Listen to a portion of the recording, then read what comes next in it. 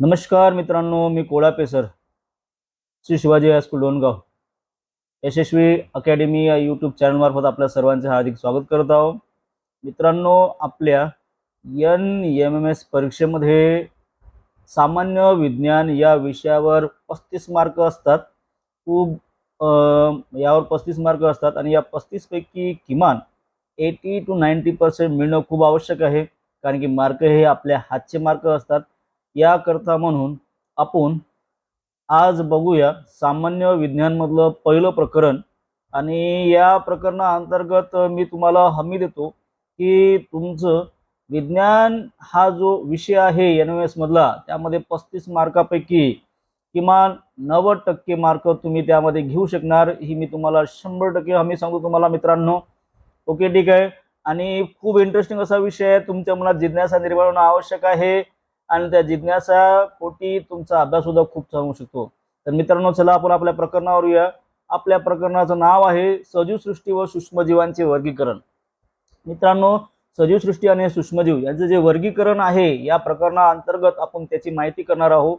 तर सजीव सृष्टी व सूक्ष्मजीवांचे वर्गीकरण यामधला जो पहिला आपला जो पॉइंट आहे तो आहे जैवविविधता व वर्गीकरणाची आवश्यकता. आता या अंतर्गत जैवविविधता वर्गीकरणाची आवश्यकता म्हणजेच ॲज एक्झाम्पल सजीव सृष्टी व सूक्ष्मजीवांचे वर्गीकरण करण्याची गरज का बरं पडली, तर मी तुम्हाला डायरेक्ट पॉईंटवर आणतो. मित्रांनो, 2011 मध्ये गणना झाली होती. आपल्या पृथ्वीवरील जे जमीन आहे आणि या पृथ्वीवरील जे समुद्र आहे, त्या समुद्र आणि पृथ्वीवरील संपूर्ण जे सजीव आहे, त्या सजीवांची गणना झाल्यानंतर सुमारे 87 दशलक्ष जाती त्यावेळेस आपल्याला आढळल्या. ठीक आहे, ओके. आता हे 87 दशलक्ष जाती म्हणजे त्यामध्ये माणूस हा सुद्धा एक जाती झाला. तुम्ही आजूबाजूला पाहणारे गुरं, ढोरं, परत त्याशिवाय जंगली प्राण्यांचे चित्र, अस्वल, वाघ, त्याशिवाय समुद्री मासे, आकाशामध्ये उडणारे पक्षी आणि इतरही काही जमिनीवर रांगणारे कीटक वगैरे, असे तुमच्या नजरेखालून किमान 1000, 2000, 3000 गेले असेल. परंतु कधीतरी तुम्ही कल्पना केली का मित्रांनो, की अशा प्रकारचे आपल्यासारखे सजीव जर का म्हटलं तर एकूण 87 दशलक्ष जाती आहे सजीवांचा. आणि एवढ्या प्रचंड संख्येनं असल्यामुळे आपल्याला जर का अभ्यास करायचा जर का म्हटलं सजीव सृष्टीचं, तर इम्पॉसिबल गोष्ट आहे. फक्त सगळं सजीवांना सजीव या गटामध्ये मोडून त्यांचा अभ्यास करणं हे इम्पॉसिबल गोष्ट होती. आणि त्यामुळे म्हणून सजीव सृष्टीवर सूक्ष्मजीवांचे वर्गीकरण करणे आवश्यक पडले. ते ओके. तर यासाठी सगळ्यात पहिला जो प्रयत्न आहे तो कोणी केला? सगळ्यात पहिला प्रयत्न केला कार्ल लिनियस यांनी केला. ठीक आहे, हे कार्ल नाव लक्षात ठेवा.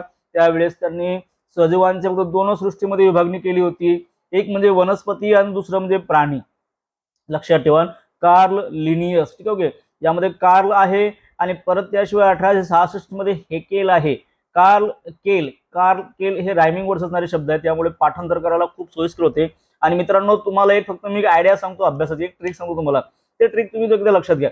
कधी पण अभ्यास करताना एकदम पाठांतरावर भर देण्यापेक्षा त्या शब्दामध्ये एकतरी काहीतरी गोष्ट काढायची. जसं आता एक्झाम्पल कार्ल लिनियस म्हणजे कालची गोष्ट इमॅजिन करून चालायची.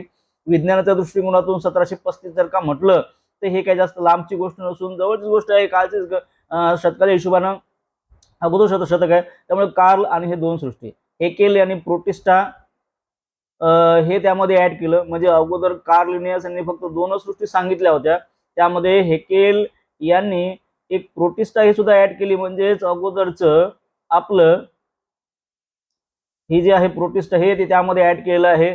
ओके, ठीक आहे. तर अशा प्रकारे मित्रांनो यामध्ये आता 3 सृष्टी झाल्या. आणि त्यानंतर परत त्याशिवाय 1925 मध्ये चॅटन यांनी हा 3ही सृष्टी पेक्षा सरळ यांनी काय केलं माहिती का, 2च गट केले. आता चॅटन यांनी 2 गट केले आणि असेच 2 गट कोणी केले होते? कार्ल लिनियस यांनी केले होते. पण त्यांनी वनस्पती व प्राणी या 2 गटामध्ये विभागणी केली होती. हेकेल यांनी त्यामध्ये प्रोटिस्टा आणलं आणि चॅटन यांनी पुन्हा 2 गटामध्ये डिवायडेशन केलं. त्यामध्ये आदि केंद्रकी व दृश्य केंद्रकी. ओके, आदि केंद्रकी म्हणजे प्रोकॅरियोटिक, आणि दृश्य केंद्रकी म्हणजे होते युकॅरियोटिक. मित्रांनो लक्षात ठेवा. ठीक आहे, प्रोकॅरियोटिक आणि युकॅरियोटिक अशा प्रकारे चॅटन यांनी या 2 याच्यामध्ये त्याची विभागणी केली. ओके. आता या सजीव सृष्टीचं पुन्हा विभागणी करण्यामध्ये कोपलॅन यांनी यामध्ये पुन्हा भर घातला आणि त्यांनी एक काम केलं, काय केलं त्यांनी, या सजीवांना 4 सृष्टीमध्ये विभागलं. ठीक आहे, ओके. आता यामध्ये सॅटर्न हे सोडून द्या, परंतु सगळ्यात पहिले कार्लिनियस 2 हे केलं आणि त्यामध्ये प्रोटिस्टा ऍड केलं, म्हणजे 3 झाल्या, आणि कोपलँड यांनी त्यामध्ये मोनोरा ऍड केलं. अशा प्रकारे 4 सृष्टी झाल्या 1938 मध्ये. परंतु याही व्यतिरिक्त इतर काही जे जीवशास्त्रज्ञ होते, तर त्यांनी परिस्थिती ते तज्ज्ञ होते, त्यांनी यावर अजून अभ्यास केला. आणि यामध्ये सगळ्यात जर का फेमस जर का नाव जर का म्हटलं तर Robert Harding Whitaker, V for victory, अशा प्रकारे तुम्ही याला पाठांतर करू शकता. तर यांचं जे यांनी जी विभागणी केली ती 5 गटामध्ये विभागणी केली आणि ती खूप अशी प्रसिद्ध पण झाली. ती आता सुद्धा या दरम्यान, म्हणजे ही गोष्ट 1969 ची गोष्ट आहे, त्यानंतर खूप साऱ्या परिस्थिती तज्ज्ञांनी सुद्धा माहित आहे का याची विभागणी करण्याचा प्रयत्न केला, परंतु आजतागत ही प्रसिद्ध आहे Robert Harding Whitaker, V for victory, हे या प्रकारे तुम्ही लक्षात ठेवू शकता. त्यांनी अशा प्रकारे माहिती आहे का या 5 गटामध्ये विभागणी केलेली आहे. तर लक्षात ठेवा तुम्ही एकदा. का बरोबर तुम्हाला असा प्रकार येण्यासाठी प्रश्न सुद्धा येऊ शकतो की आपल्याला जे विविधता वर्गीकरणाची आवश्यकतामध्ये यामध्ये तुम्हाला अशा प्रकारचा प्रश्न येऊ शकतो की सध्याच्या कंडिशन मध्ये किती सजीवांच्या जाती ज्ञात आहेत. तर तुम्हाला लक्षात आलं 87 दशलक्ष जाती ज्ञात आहे. ठीक आहे, आणि ही गणना कधी झाली होती? 2011 गणना झाली होती. इमॅजिन करा मित्रांनो, ही मोठ्या प्रमाणात संपूर्ण जमिनीवरचे आणि समुद्रावरचे सगळे सजीव शोधणं आणि त्या सगळ्या जाती ज्ञात करणं ही खूप मोठी अशी प्रचंड अशी काम त्यावेळेस झालेलं होतं. आणि 87 दशलक्ष जाती त्यावेळेस ज्ञात झाल्या होत्या. आणि अशा प्रकारे आपण तुला आपल्या टॉपिक करूया. तर रॉबर्ट हार्डिंग विटाकर हे जे आहे अमेरिकन परिस्थिती तज्ञ यांनी जे 5 गट विभागणी केली होती, ते 5 गट पुढील प्रमाणे तुम्हाला यामध्ये दिसेल. पेशीची जटिलता पहिला प्रकार, दुसरा प्रकार आहे सजीवांचा प्रकार जटिलता, तिसरा प्रकार आहे पोषणाचा प्रकार, चौथा आहे जीवन पद्धती लाईफस्टाईल, आणि पाचवा आहे वर्गानुवंशिक संबंध. आता यामध्ये पेशीची जटिलता आहे त्यामध्ये आधी केंद्रकी व दृश्य केंद्रकी. ठीक आहे, सजीवाचे 2 गटात त्यांनी विभागणी केली आहे, आधी केंद्रकी व दृश्य केंद्रकी. तर एक बघा मित्रांनो, हा जे आहे तुम्हाला दिसते आधी केंद्रकी दृश्य केंद्रकी, हा पहिला प्रकार. एक पेशीय बहुपेशीय हे सजीवाच्या प्रकारामध्ये मोडते. तुम्ही एकदा यामध्ये नीट एकदा लक्ष घाला. ठीक आहे, ओके. आता हे पोषणाचा जो प्रकार आहे, तर पोषण मध्ये काय आहे, स्वयंपोषी, परपोषी म्हणजे वनस्पती स्वतः तयार करतात, तर ते स्वयंपोषी. कवके म्हणजे आपली बुरशी म्हणजे तुम्ही जर का एखादी पाव वगैरे जर का असेल, त्या पावला जर का तुम्ही एखाद्या ओलसर जागेत जर का ठेवला आणि त्यानंतर तुम्ही काही दिवसात जर का तुम्ही पाहिलं, तर त्या कवक्यावरचं म्हणजे त्या पाववरतं तुम्हाला बुरशी दिसेल, पांढरी अशी बुरशी वगैरे. एखादी चॉकलेट जर का एक्सपायरी जर का झालेली असेल तर तुम्ही घ्या, त्यावर थोडीफार बुरशी वगैरे दिसून तुम्हाला असेल, तर त्याला कवके असे म्हणतात. आणि हे कशामध्ये जगतात बरं, हे मृत अवशेषातून अन्न शोषण करतात. जे मृत अवशेष आहे, ठीक आहे, ओके, त्यामधून हे अन्न शोषण करतात, अन्न शोषणाचं काम करतात. ठीक आहे, हे प्राणी जे आहे परपोषी आहे, पण हे भक्षण करतात. ठीक आहे, परपोषी शोषण करतात. म्हणजे ज्या प्रकारे वनस्पतींना मुळं असतात त्या प्रकारे कवकांना सुद्धा मुळं असतात, त्याला मुलाब असे म्हणतात. हे वनस्पतीचे रूट जसे जमिनीमधून माहिती का अन्न शोषण करतात, तसे कवके जे असतात तर कवकाचे रूट त्या मृत अवशेषामधून अन्न शोषण करतात. ऍक्च्युली वनस्पती आणि कवके हे दोन्ही एकसारखे वाटतात, फक्त वनस्पती मात्र स्वयंपोषी आहे आणि कवके मात्र परपोषी आहे आणि मृत अवशेषामधून अन्न शोषण करतात. ठीक आहे, पोषणाचा प्रकार आहे तो तुम्हाला दिसेल यामध्ये. आता हे पोषणाचा प्रकार तुम्हाला यामध्ये दिलं असेल यामध्ये, ओके, ठीक आहे. आणि त्यानंतर मग यामध्ये जीवन पद्धतीमध्ये वनस्पती जे आहे उत्पादक, म्हणजे वनस्पती उत्पादक असतात. जसं ॲज एक्झाम्पल वनस्पती जर का म्हटलं तुम्हाला वांगे, टमाटर जे काही असेल ते, ठीक आहे, ओके, तुम्हाला भाजीपाला वगैरे याचं उत्पादन आपण वनस्पतीपासून घेतो, त्यामुळे वनस्पती उत्पादक आहे. भक्षक कोण आहे, प्राणी आहे. म्हणजे आपण जर का कोणते एखादे प्राणी घ्या किंवा आपण घ्या, त्या वनस्पतीपासून आपण अन्न वगैरे ग्रहण करतो, म्हणजे भाजीपाला वगैरे आपण खातो, म्हणजे ते भक्षकच झालं. आणि विघटक कवके म्हणजे ते काय करतात, तर अन्नाचं शोषण करतात, ते मृत अवशेषामधून ते विघटन करतात त्याचं, तर हे विघटक कवके आहे. तर अशा प्रकारे जीवन पद्धती आहे आणि वर्गानुवंशिक संबंध वगैरे आहे. तर वर्गानुवंशिक म्हणजे आधी केंद्रकी ते दृश्य केंद्रिका एक प्रवास आहे, आधी केंद्रकीपासून तो दृश्य केंद्रकीपर्यंत, एक पेशीय ते बहुपेशीय. अशा प्रकारे त्यांनी काय केलेलं आहे माहिती आहे का, विटाकर यांनी या प्रकारे निकष लावले. आता तुम्हाला तर एकदम यावर प्रश्न जर का आला तर कशा प्रकारचे प्रश्न शिकवता तुम्ही एकदा लक्षात घ्या मित्रांनो.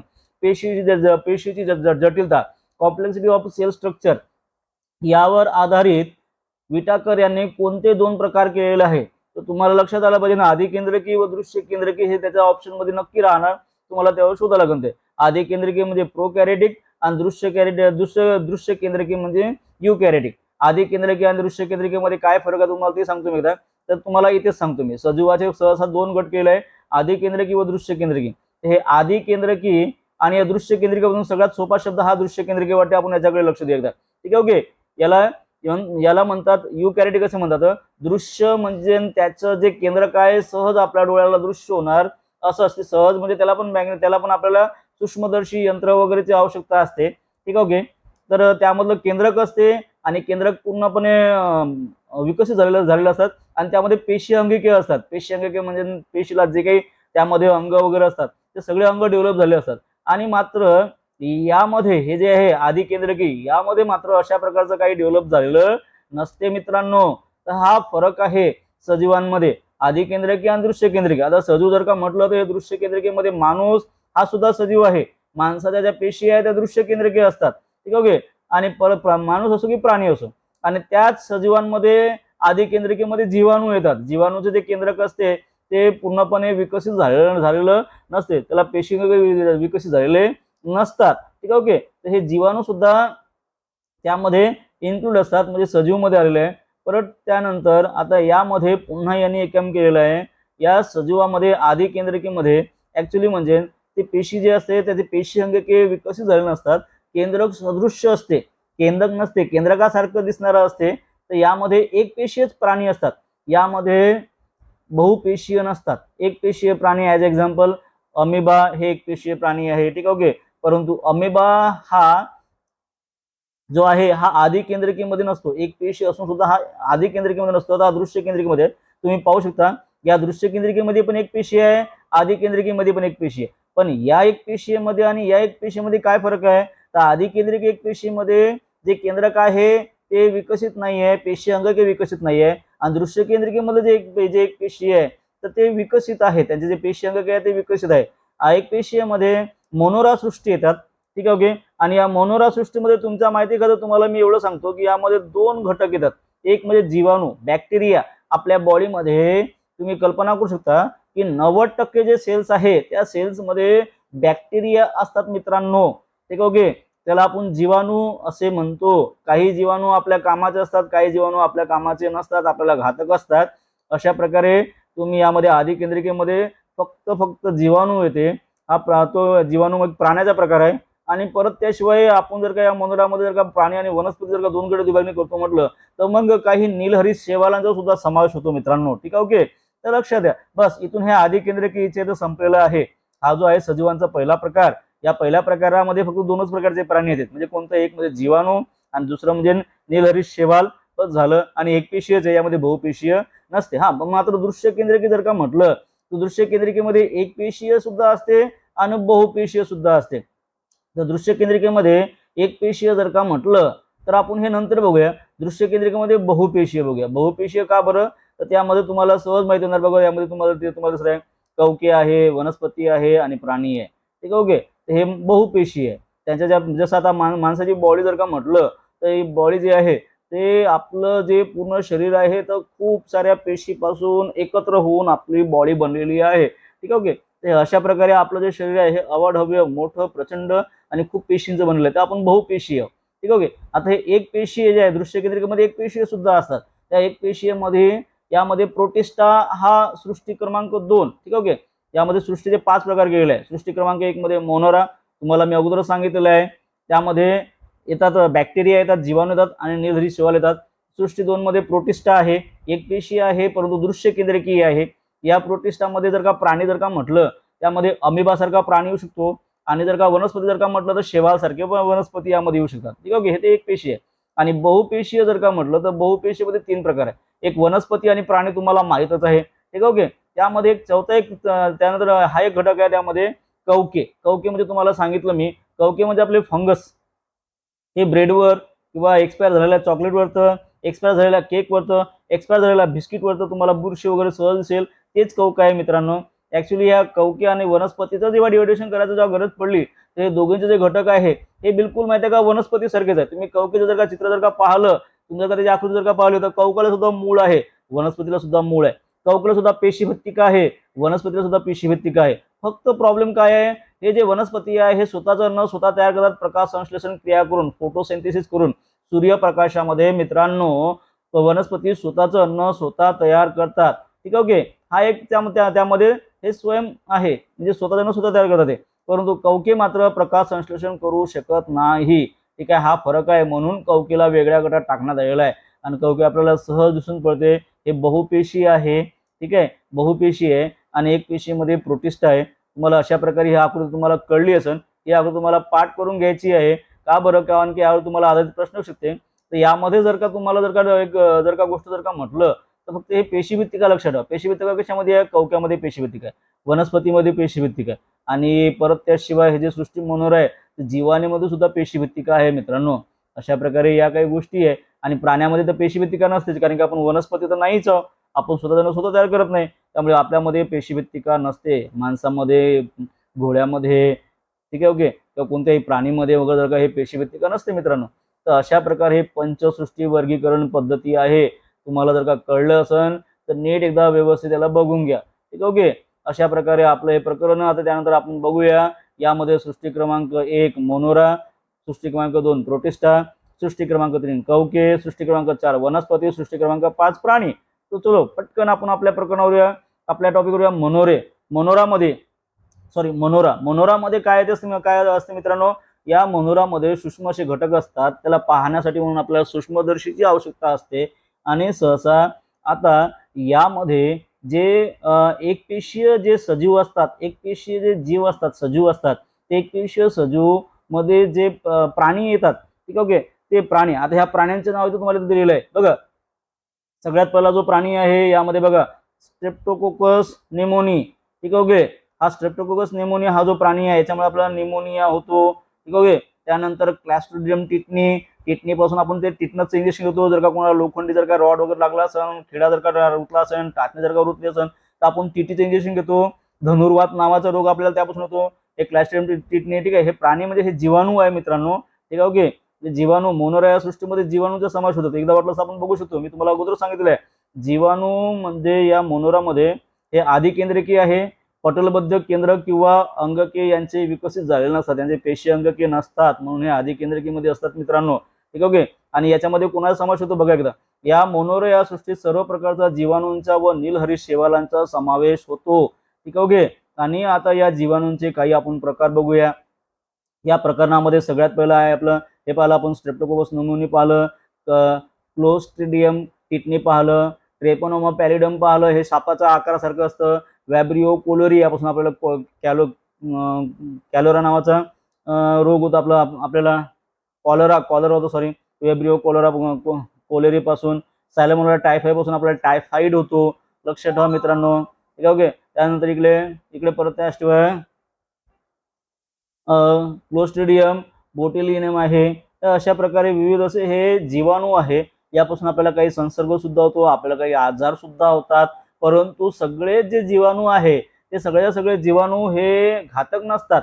तुम्ही जर का दही जर का पाहिलं तर दहीला जर का तुम्ही काचपट्टीवर जर का ठेवलं सूक्ष्मदर्शकाखाली, ओके, ठीक आहे, तर त्यावेळेस तुम्हाला एवढं आढळणार का त्या दह्यामध्ये माहिती आहे का बिलकुल आपले जे असतात त्याला आपण म्हणतो नूडल्स वगैरे, त्या नूडल्स सारखे असे बारीक बारीक बारीक तुम्हाला कण दिसणार असे काळीसारखे वगैरे. ठीक आहे, ओके. तर दही ऍक्च्युली म्हणजे काय असते माहिती आहे का, एक असे लॅक्टिबॉसिलाइज जीवाणू आहे, एक सजीव असतात. त्या सजीवांचा पूर्ण संघ असतो. म्हणजे आपण जेव्हा उपवासापोटी 1 चम्मच दही जेव्हा आपण खातो, त्या 1 चम्मच दहीमध्ये लाखो लॅक्टोबॅसिलाइज जीवाणू असतात, जे की आपण खाऊन पचवून टाकतो. परंतु लॅक्टोबॅसिलाइज जे जीवाणू असतात ते आपल्यासाठी खूप चांगले असतात. आपलं त्यामध्ये पचनतंत्र सुधारतात. ठीक आहे, ओके.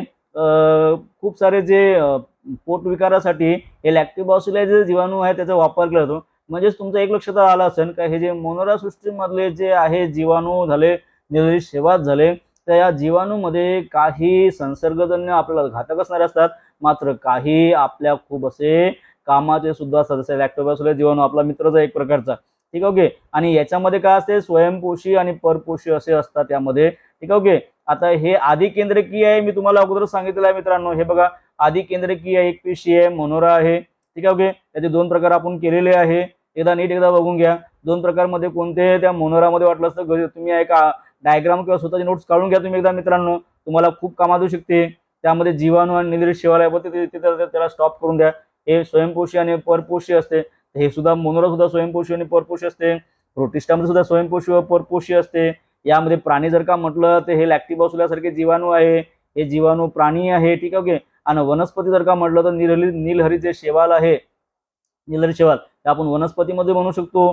ठीक आहे. ओके, आणि अशा प्रकारे मग दुसरा जो आहे आपला दुसरी जी सृष्टी आहे प्रोटिस्टा सृष्टी, एक पेशीमध्ये दृश्य केंद्रकीय आहे, म्हणजे याचे जे पेशी अंगके आहे ते विकसित झालेले आहे आणि केंद्रक सुद्धा माध्यकाचं विकसित झालेलं आहे. त्या प्रोटिस्टामध्ये आपला सर्वांचा जो लाडका आहे, जो नेहमी सगळ्यांना माहित आहे, कदाचित त्याची आकृती सुद्धा सगळ्यांना काढू शकतात, म्हणजे त्याला आकृतीच नाही अजिबात, असा जो आहे तो अमिबा हा एक पेशी आहे, दृश्य केंद्रकीय आहे. ठीक आहे. ओके, म्हणून याचं जे आहे याला वेगळं गणलेलं आहे आणि जीवाणूला वेगळ्या प्रकारे गणलं गेलेलं आहे. ठीक आहे. ओके, आता हे जे आहे अमिबा, तर याच्यामध्ये आता यामध्ये सुद्धा माहिती आहे का, जसं आता याच्यामध्ये मोनोरामध्ये स्वयंपोषी आणि परपोषी असतात, त्याच प्रकारे प्रोटिस्टामध्ये सुद्धा स्वयंपोषी आणि परपोषी असतात.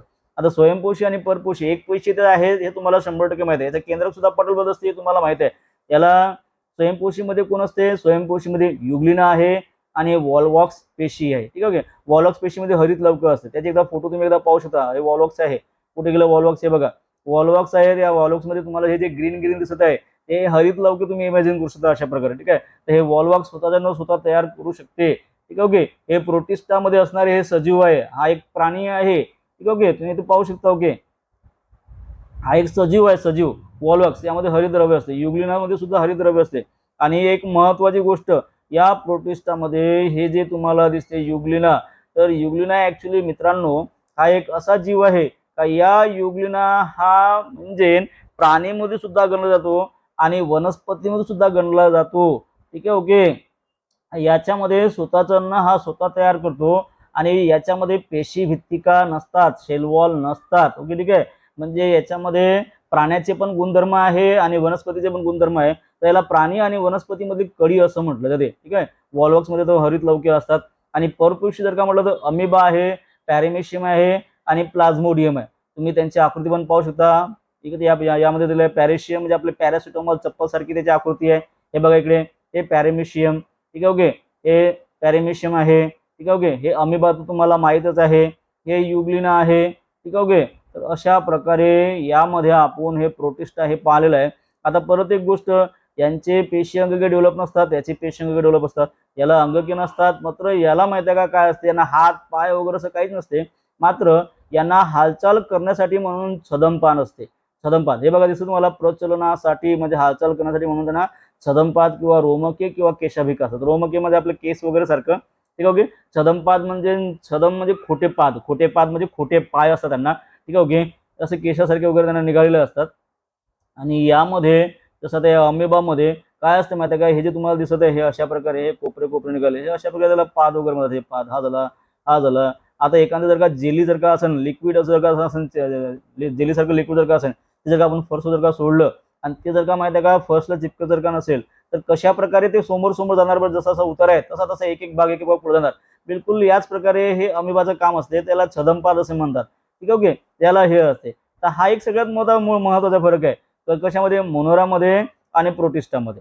ठीक आहे. ओके, त्यानंतर आपण तिसरं बघूया कवके. कवके तुम्हाला पहिलेच सांगितलं मी तुम्हाला गळ्यानं, हे वनस्पती सारखंच असते. ठीक आहे. ओके, याच्यामध्ये सुद्धा पेशीभित्तिका असतात, त्याच्यामध्ये सुद्धा पेशीभित्तिका असतात. वनस्पतीमध्ये पेशीभित्तिका असतात, प्राण्यामध्ये पेशीभित्तिका असतात, आपल्यामध्ये पेशीभित्तिका नाहीये, यामध्ये पेशीभित्तिका असते. हे बघा, जसं झाडाला मूळ असते तसं याला सुद्धा मूळ, हे बघा तुम्हाला दिसत आहे मुलाबमध्ये. ठीक आहे. ओके, तर मित्रांनो याची सेम कंडिशन आहे, फक्त मात्र माहिती आहे का हे जे कवके असतात, ही जी बुरशी असते, तर या बुरशीला स्वतःचं अन्न स्वतः तयार करता येत नाही, हे मृत अवशेषावर जगतात. वनस्पती स्वतःचं अन्न स्वतः तयार करतात, फोटोसिंथेसिस करू शकतात, हरित लवके असतात, मात्र यामध्ये हरित लवके नसतात. ओके, ठीक आहे. तर हे अशा प्रकारे हे कवके आहे. तिथं मी इथे दिलेलं आहे तुम्हाला, पावाचा एक भाकरीचा तुकडा घ्या, त्याला एका ओलसर जागेत ठेवा, झाकून ठेवा, काही दिवसांतर त्याला काढा तुम्ही. त्या पावसा तुकड्यावर कापसासारखे पांढरे तंतू तुम्हाला दिसत नसतं, सगळं कापूसच कोणतरी पेरून ठेवला त्याच्यामध्ये म्हणून. तर तेच मित्रांनो काय असते, कवके असते, फंगस असते, फंगी असते ते. ठीक आहे. ओके, तर अशा प्रकारचं असते. तर मित्रांनो, याबद्दल अधिक माहिती जर का म्हटलं तर कवके काय असते, परपोषी असते. तुम्हाला पहिले सांगितलं ते मृतजीवी असते. मृतजीवी म्हणजे कुजलेल्या कार्बनी पदार्थावर ते जगतात. ठीक आहे, ओके. आणि परत त्याशिवाय ते दृश्य केंद्रिकी आहे. ओके, ठीक आहे. आणि परत त्याशिवाय एक महत्त्वाची गोष्ट म्हणजे आपल्याला माहित आहे, हे जे कवके आहे हे बहुपेशी आहे. तुम्हाला माहिती आहे, खातर एकदा वाटलं तर आपण पुन्हा एकदा चार्ट पाहू शकतो. हे बघा कवके, ठीक आहे, ओके. हे बहुपेशीयमध्ये मोडतात. प्रकाशसंश्लेषण करू शकत नाही, पेशीभित्तिका असते. ओके. तर अशा प्रकारे हे कवके आहे मित्रांनो. आणि याबद्दल अजून जर का तुम्हाला काय माहिती जर का म्हटलं तर हे बघा, तुम्हाला दिसत आहे कवकाची जी पेशीभित्तिका असते हे कायटिन पासून बनलेली असते. कायटिन पासून बनलेली असते. ते एक काम करा मित्रांनो, मी तुम्हाला एक प्रश्न विचारतो, ते मला तुम्ही कमेंट बॉक्समध्ये लिहा. आपले नख, केस हे कशापासून बनलेले आहे? ठीक आहे, ओके. कारण की कायटिन शब्द थोडा मॅच होतो त्याला, म्हणून तुम्हाला मी मुद्दाम विचारलं. ठीक आहे, ओके. तर कवकाची पेशीभित्तिका आहे कायटिन पासून बनलेली असते. आता याच्यामध्ये काय असते, काही जे कवके तंतुरूपी असून त्यातील पेशीद्रव्यात असंख्य केंद्रके असतात. हे सुद्धा एक लक्षात ठेवा.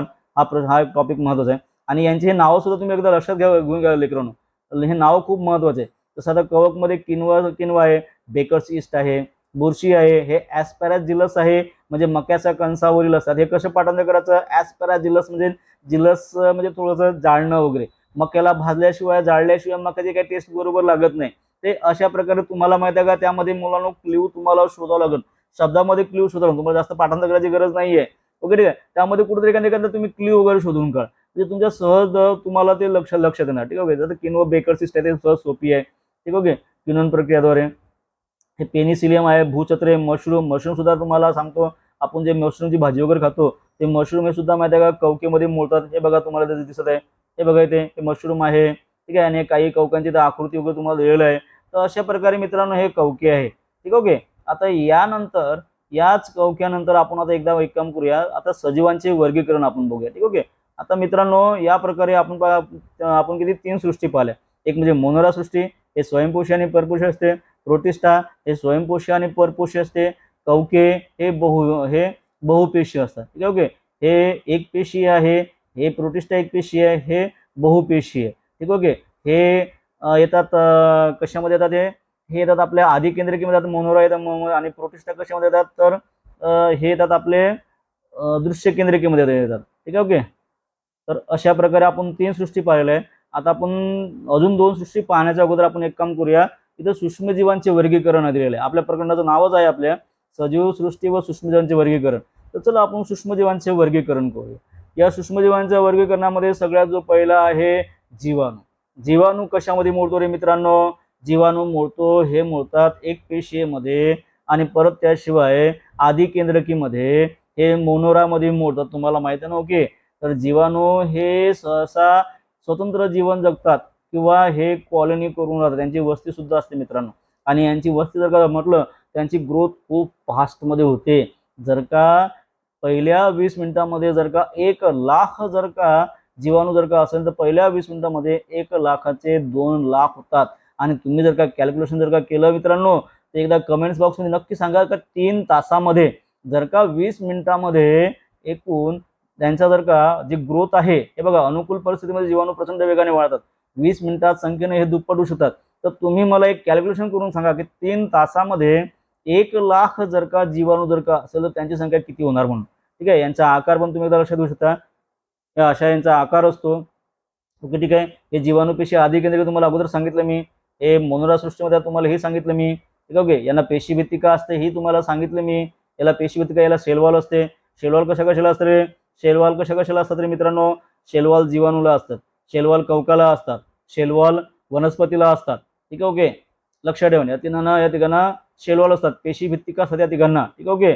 आणि यांचे जे प्रजनन आहे एवढ्या फास्टमध्ये का बरं होते, त्याच्यामागचं कारण असं आहे, कारण की समजा जर का नूडल सारखं एक जर का साधे सिंपल जर का नूडल जर का असेल, ते जर का मधातून जर का तुटली तर ते झाले 2 भाऊ झाले. त्या 2चे जर का 4 तुकडे जर का झाले तर 4 भाऊ झाले. आणि त्याची पुन्हा ग्रोथ झाल्यानंतर पुन्हा जर का त्याचे अर्धे तुकडे जर का झाले तर 4चे 8 होतात. आणि अशा प्रकारे ते 20 मिनिटांमध्ये डायरेक्ट सरळ संख्या वाढते. तर ते द्विखंडी बोन होते. द्विखंडी बोन म्हणजे डायरेक्ट सरळ त्याचे खंड म्हणजे तुकडे पडतात सरळ. ठीक आहे. त्यांचं प्रजनन, त्यांची जे बर्थ आहे, त्यांचा जन्म आहे, तो अशा प्रकारे जन्म होतो. म्हणजे सरासरी याचा जो जन्म आहे तो आपण म्हणू शकतो की अलैंगिक पद्धतीने होतो, लैंगिक पद्धतीने होत नाही. ठीक, ओके. याला काही गरज नाही आहे. फक्त एक जरी असला जीवाणू, त्याचे 2 तुकडे जर का झाले तर लगेच त्यांचा जन्म होऊन जातो. हे अशा प्रकारे जीवाणू आहे. यांचे आकार एकदा बघून घ्या मित्रांनो. गोलाणू, दंडगोलाणू, दंडाणू, स्वल्पवरामकृती आणि हे सर्पिलाकार. ठीक आहे. ओके, अशा प्रकारे जीवाणू आहे. ओके, ठीक आहे. आता या सूक्ष्मजीवांमध्ये पुन्हा एक असतो आदिजीव, प्रोटोझोआ. आता हे सूक्ष्मजीव जर का म्हटलं, हे जीवाणू जर का म्हटलं, तर हे आहे आपले आदी केंद्रकी, प्रोकॅरियोटिक आहे. आणि हे जे प्रोटोझोआ आहे, आदिजीव, हे आहे आपले दृश्य केंद्रकी आहे, युकॅरियोटिक आहे. सहसा प्रोटिस्टाचा समावेश याच्यामध्ये होऊ शकतो. आपण पाहिलो होतो प्रोटिस्टा मनोरामध्ये जीवाणू होते, आणि जे प्रोटिस्टा सृष्टी होती त्या प्रोटिस्टा सृष्टीमध्ये कोणतरी हा अमिबा होता. अमिबा सगळ्यांचा लाडका आहे, हा अमिबा होता, बरोबर आहे. तर हा याच्यामध्ये जसा आदिजीव, हे कशामध्ये असतात आदिजीव? माती, गोडे पाणी, समुद्रात, अशा प्रकारे आणि इतरही सजीवांच्या शरीरामध्ये हे आढळतात आणि हे रोगासाठी कारणीभूत सुद्धा ठरतात. हे दृश्य केंद्रकी पेशीमध्ये आढळणारे एक पेशी सजीव आहे. तर तुम्हाला पाठांतर झालं असेल मित्रांनो. या चार्ट जर का तुमचा जर का एकदा जर का डोक्यात जर का फिट झाला मित्रांनो, तर तुम्हाला सहज माहीत पडू शकते की कोण एक पेशी आहे, कोण द्विपेशी आहे, कोण काय आहे. हे सगळेच, हे संपूर्ण जे प्रकरण आहे ना, हे सगळ्या सगळं प्रकरण फक्त या चार्टवरच आधारित असणार आहे. ठीक आहे. ओके, तर चला आपण आपला आदिजीवकडे जाऊया. हे कुठे असतात? माती, गोडे पाणी, समुद्रात आणि सजीवांच्या शरीरात सुद्धा राहतात. याच्यामध्ये रोग सुद्धा होऊ शकतात आपल्याला. ठीक आहे. ओके, यामध्ये अमिबा आणि पॅरेमिशियन आहे, हे गढूळ पाण्यात आढळतात आणि स्वतंत्र जीवन जगतात. यामध्ये अँटेमिमा हिस्टोलिटिका आहे, हे आमांश होण्यास कारणीभूत असते. लक्षात ठेवा, अँटा म्हणजे ॲटम बॉम्ब, आमांश ॲटम बॉम्ब, आ एक पाठांतर करण्याची पद्धत असते मित्रांनो. यामुळे आपल्याला काय होतो? तर आमांश होतो. आणि हे जे प्लाझ्मोडियम व्हायलोवॅक्स आहे, यामुळे आपल्याला मलेरिया होतो. लक्षात ठेवा मित्रांनो, प्लाझ्मोडियम वायबॉक्स. आता यामध्ये तुम्ही जर का वायबॉक्स म्हणजे आपण कोणी मलेरियाची वॅक्सिन अजूनपर्यंत आली नाही आलेली आहे या असं विचारात करून हे पाठांतर करण्याचा प्रयत्न करेन, परंतु वायबॉक्स लक्षात न घेता हे प्लाझ्मोडियम लक्षात घ्या मित्रांनो. या प्लाझ्मोडियमवर तुम्हाला प्रश्न शकतो की मलेरियासाठी कारणीभूत ठरणारा जो आहे जीव आहे, सजीव आहे, तो सजीव कोणता आहे? तर तो सजीव कोणता आहे? तो प्लाझ्मोडियम आहे. लक्षात ठेवा, खूप मोठा आहे. त्याच्यामुळे आपल्याला मलेरिया होतो आणि हिवताप होतो. आणि हे युग्लिन आहे जे स्वयंपोषी, आपण पहिलेच पाहिलं होतं. कमेंट्समध्ये सुद्धा मला तुम्ही एवढं सांगा, आपण याच्या अगोदर युग्लिना स्वयंपोषी हे पाहिलं होतं. आणि पुन्हा अजून कोणतं स्वयंपोषी होतं रे? अजून पुन्हा कोणतं स्वयंपोषी होतं रे? प्रोटिस्टामध्ये तुम्हाला 2 तत्व सांगितले, त्याला हरितलवके आहे. ठीक, ओके, एकदा सांगा मला तुम्ही. हा, त्याचं व्ही वरून नाव आलं होतं. ठीक, ओके. हे अशा प्रकारे वॉलवॉक्स.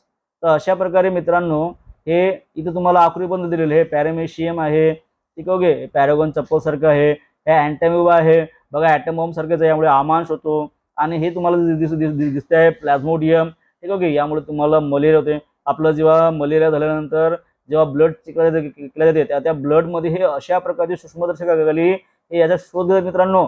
आणि जर का सापडलं तर मग डॉक्टर या निष्कर्षावर निघतात की या व्यक्तीला मलेरिया झालेला आहे म्हणून. हे लक्षात घ्या, हे अशा प्रकारचे ते असतात ते. ठीक, ओके. आणि आता यानंतर आपण बघूया आता कवकेकडे.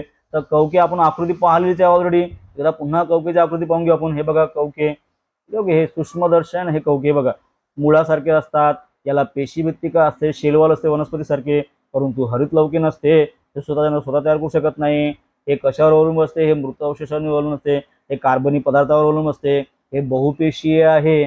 आणि हे परत त्याशिवाय त्याला आपण काय म्हणतो?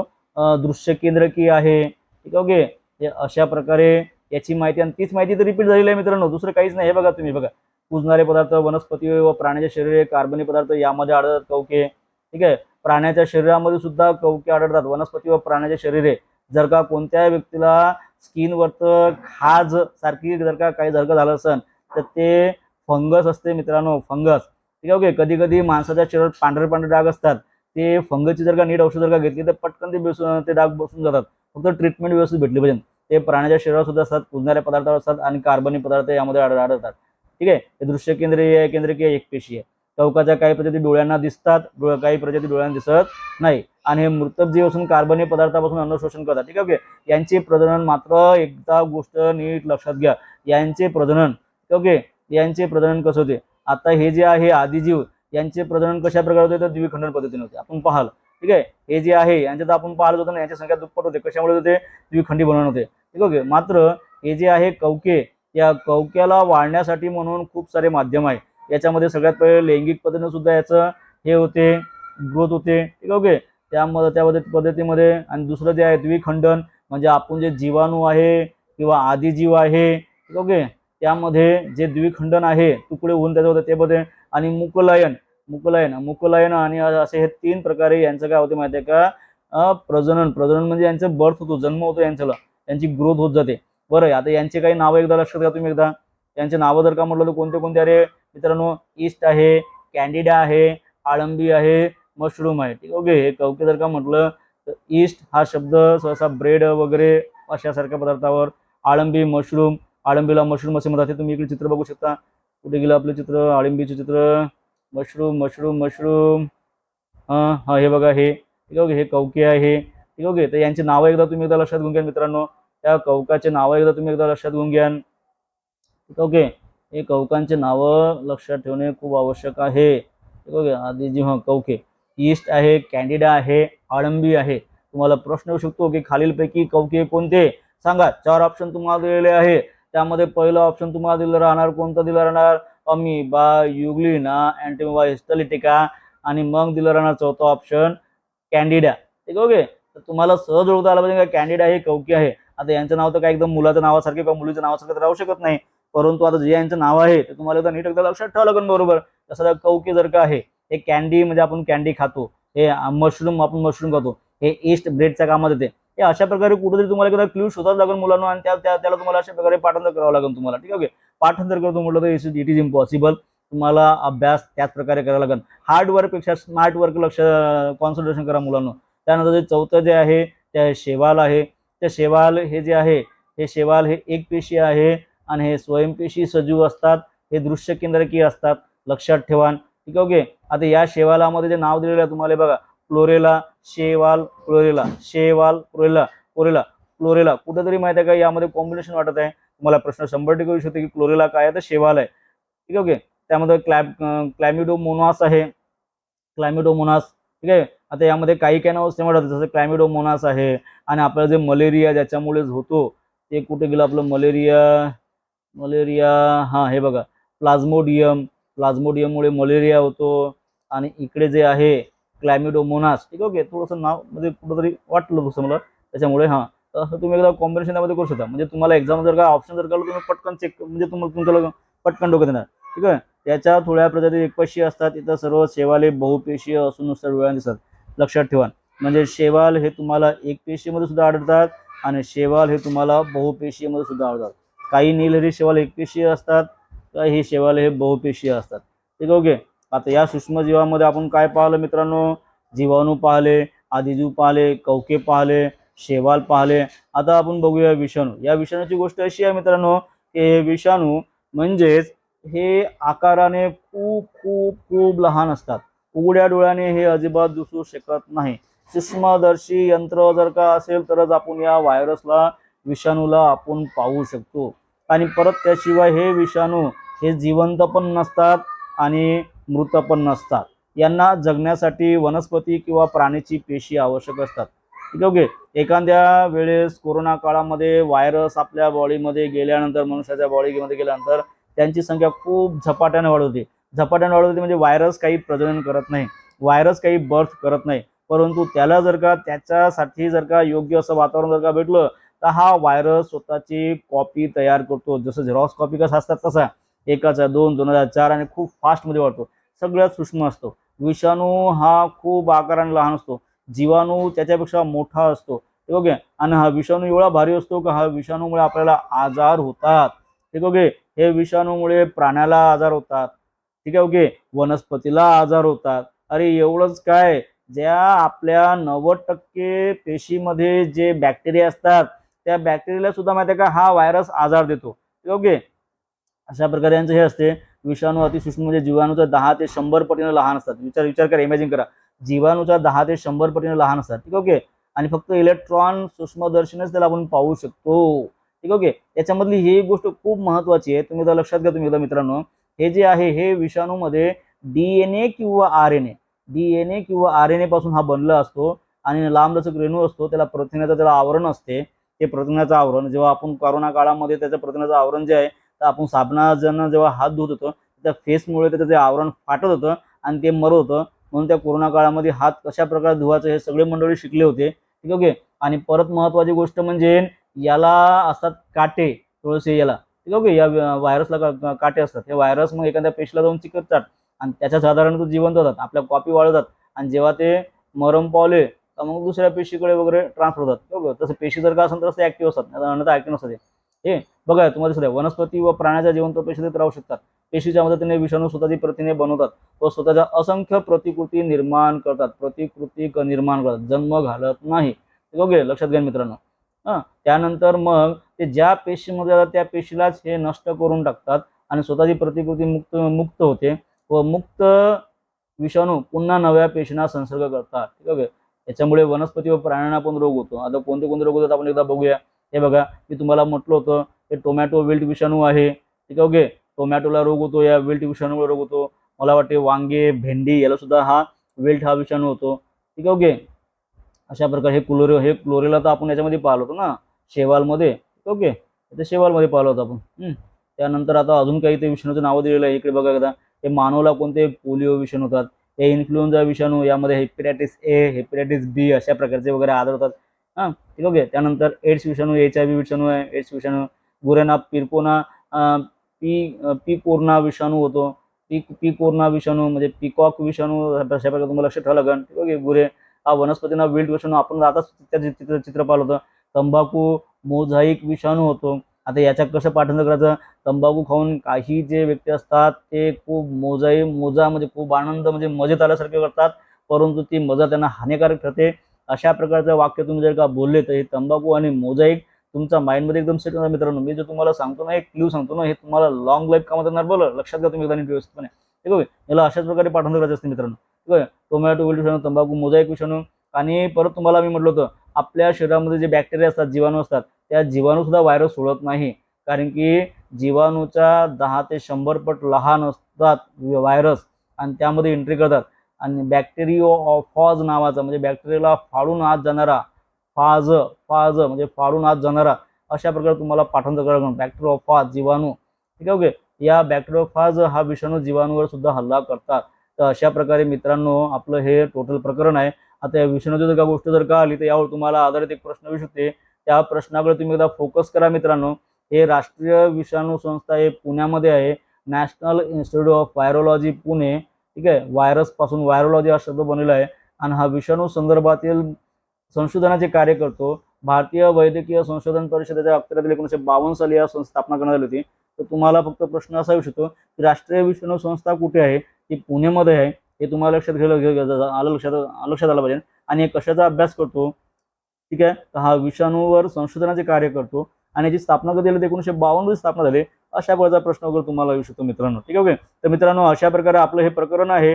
या प्रकरणावर आधारित जे प्रश्न उत्तर आहे, स्वाध्याय आहे, त्याचा अभ्यास आपण नेक्स्ट लेक्चरला करूया. आणि सगळ्यात महत्त्वाची गोष्ट, जर तुम्हाला हा व्हिडिओ जर का आवडला आहे तर या व्हिडिओला तुम्ही लाईक करा, कमेंट्स करा, सबस्क्राईब करा आणि शेअर करायला अजिबात विसरू नका मित्रांनो. NMS परीक्षामध्ये आम्ही तुमच्यासोबत प्राणपणानं आहोत. दररोज सकाळी 6:30 ला आपला लाईव्ह क्लास असते. माझे सहकारी मित्र वारकरी सर आणि मी, आम्ही दोघी प्रयत्न करतो. 2 वर्षात आम्ही किमान 30 लाख रुपये रक्कम मुलांना मिळवून देण्यात आम्ही यशस्वी झालेलो आहे. हे सगळं श्रेय म्हणजे आमच्या शाळेचे श्रेय आहे, आमच्या शाळेच्या प्रशासनाचं श्रेय आहे. ते आमचं श्रेय, आमच्या मेहनतीचं आणि आमच्या प्रशासनाचा मार्गदर्शन श्रेय आहे. तर मित्रांनो माझी अशी इच्छा आहे की तुम्ही सर्वांनी याचा फायदा घ्या. ओके मित्रांनो, चला तर भेटूया नेक्स्ट वेळेला. धन्यवाद. चॅनलला नक्की लाईक आणि सबस्क्राईब करा मित्रांनो. ओके.